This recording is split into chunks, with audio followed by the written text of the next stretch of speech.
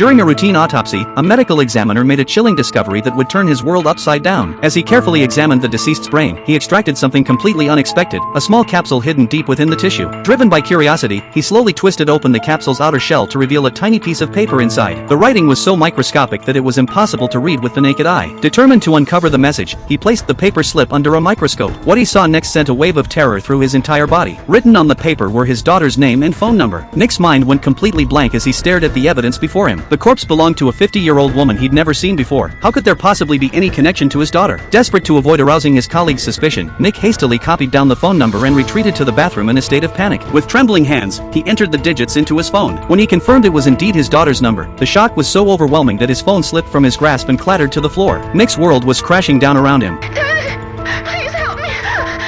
Please. I'm gonna die, Dad. He's gonna kill me. He won't do what he says. He's controlling you every step of the way. He said, just the way you got this message better make you think.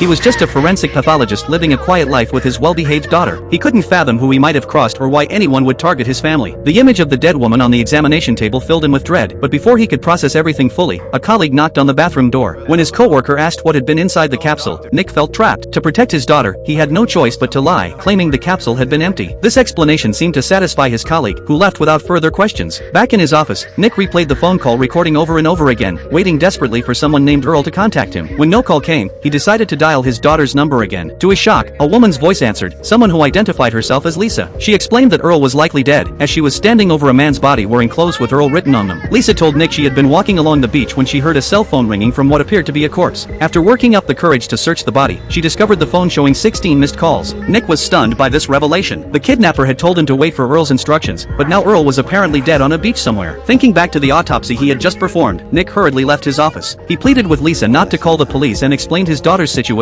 Though it sounded completely insane, Nick was convinced that the body must contain new clues from the kidnapper. He asked Lisa to meet his friend who worked at the hospital morgue at a local tavern. As Nick rushed downstairs, he encountered Jamie, an intern who kindly offered him a ride. With a blizzard approaching, Nick gratefully accepted the lift. While they headed toward the train station, Lisa made her way to the bar. After receiving Nick's instructions, she and Nick's friend drove to the beach to retrieve Earl's body and transport it back to the hospital. The hospital's long, narrow corridors felt ominous and unsettling, making Lisa increasingly uncomfortable.